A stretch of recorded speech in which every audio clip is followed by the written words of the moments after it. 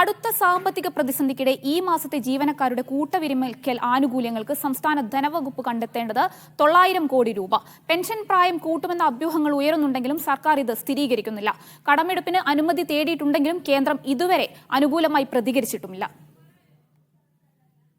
പുതിയ സാമ്പത്തിക വർഷം ആരംഭിച്ച ഏതെങ്കിലും സംസ്ഥാനത്തിന്റെ സാമ്പത്തിക അവസ്ഥയിൽ എന്തെങ്കിലും തരത്തിലുള്ള മാറ്റം ഉണ്ടായിട്ടില്ല. ഈ മാസം ആദ്യം മുതൽ സംസ്ഥാനം ഓവർ ഡ്രാഫ്റ്റിലാണ്. കടുത്ത സാമ്പത്തിക പ്രതിസന്ധിയാണ് ജീവനക്കാരുടെ വിരമിക്കൽ മൂലം ഉണ്ടാകുന്നത്. 16,000-ഓളം ജീവനക്കാർ ഈ മാസം സർക്കാർ സർവീസിൽ നിന്ന് വിരമിക്കുമ്പോൾ ആനുകൂല്യങ്ങൾ കൊടുക്കാൻ കണ്ടെത്തേണ്ടത് 9,000 കോടി രൂപയോളമാണ്. പെൻഷൻ ആനുകൂല്യങ്ങൾക്കുള്ള നടപടിക്രമങ്ങൾ പൂർത്തിയാക്കാനുള്ള സാവകാശത്തിൽ മാത്രമാണ് ധനവകുപ്പിന്റെ പ്രതീക്ഷ. ഇതിനിടെ ക്ഷേമ പെൻഷൻ കൂടി ചേർന്നാൽ പിന്നെയും പ്രതിസന്ധി രൂക്ഷമാകും. ഇതടക്കമുള്ള കടുത്ത സാമ്പത്തിക പ്രതിസന്ധിക്കിടെയാണ് പെൻഷൻ പ്രായം ഉയർത്തുമെന്ന വിവരം ശക്തമാകുന്നത്. എന്നാൽ ഇത് സംബന്ധിച്ച ഔദ്യോഗിക ചർച്ചകളൊന്നും നടന്നില്ലെന്നാണ് ധനവകുപ്പിന്റെ വിശദീകരണം.